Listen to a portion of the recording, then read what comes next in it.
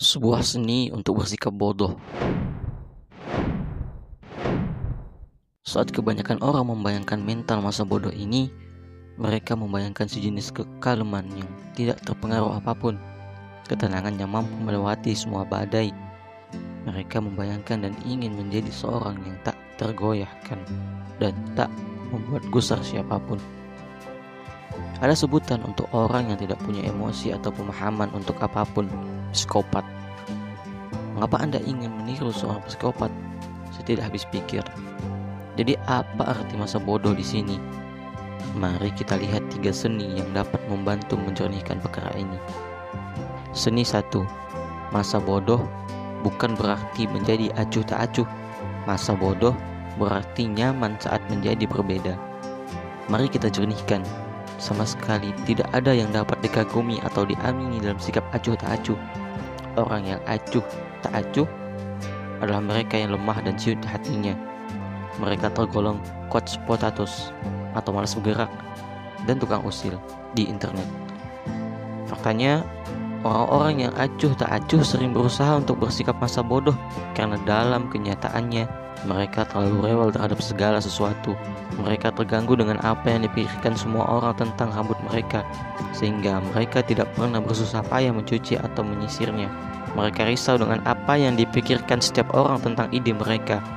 Jadi, mereka bersembunyi di balik sarkasme dan kritik pedas. Mereka takut tidak membiarkan siapapun mendekati mereka, sehingga mereka menampilkan sosok mereka sebagai manusia yang spesial, unik, dengan segudang masalah yang tidak mungkin dimengerti orang lain. Orang yang acuh tak acuh takut terhadap dunia dan gaung pilihan mereka sendiri. Itulah alasan mereka tidak sekalipun membuat pilihan yang berarti. Mereka bersembunyi di dalam liang kelabu tanpa emosi yang mereka gali sendiri, terserap oleh diri mereka sendiri dan mengasihani diri sendiri, terus-menerus mengalihkan perhatian mereka dari hal yang menuntut waktu dan energi mereka yang disebut kehidupan. Karena inilah fakta tentang kehidupan. Tidak pernah ada yang namanya masa bodoh. Anda pasti memedulikan sesuatu. Sisi biologis kita selalu peduli akan sesuatu. Dan karena itu, kita akan selalu memedulikan sesuatu.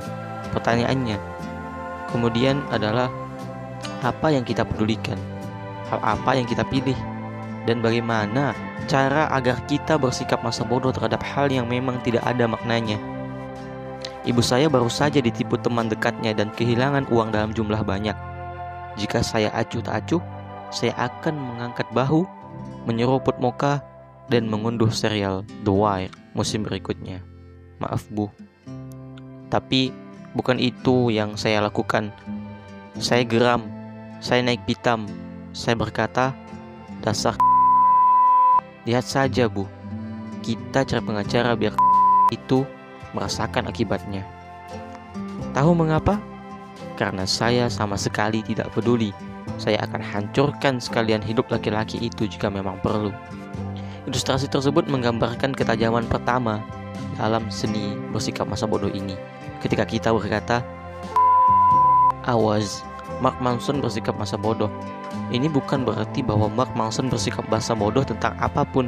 Sebaliknya, yang dimaksud adalah Mark bersikap masa bodoh terhadap kesengsaraan yang menghalangi tujuannya.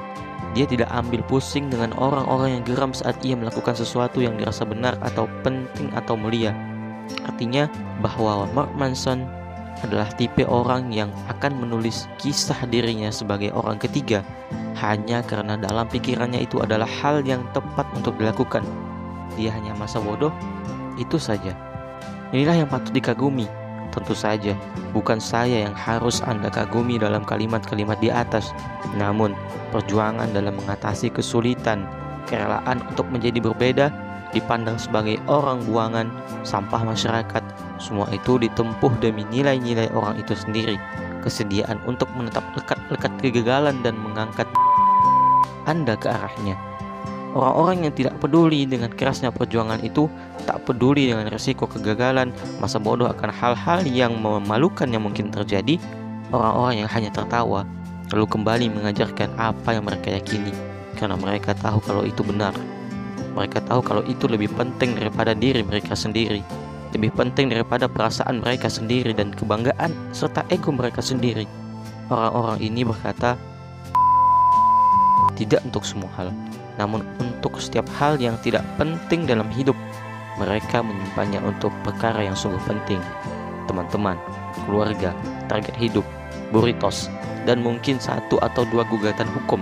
Dan karena keputusan itulah, karena mereka memutuskan untuk menyimpan kepeduliannya hanya untuk hal-hal besar yang penting. Sebagai balasan, orang-orang jadi peduli terhadap mereka. Karena berikut ini lagi-lagi adalah fakta tentang kehidupan. Anda tidak akan bisa menjadi sosok yang penting dan mengubah hidup beberapa orang tanpa menjadi beban candaan dan tertawaan bagi orang lain terlebih dahulu. Tidak akan bisa, karena tidak ada yang sempurna. Tidak ada yang bisa menghindari kesulitan. Ada sebuah ungkapan, entah kemana pun kamu pergi, disitulah dirimu. Hal yang sama juga berlaku untuk kesulitan dan kegagalan. Masa bodoh kemanapun Anda pergi, akan ada 300 kg kesulitan yang menanti Anda. Dan itu tidak apa-apa. Intinya adalah bukan menghindari kesulitan. Intinya adalah menemukan hal sulit yang bisa Anda hadapi dan nikmati.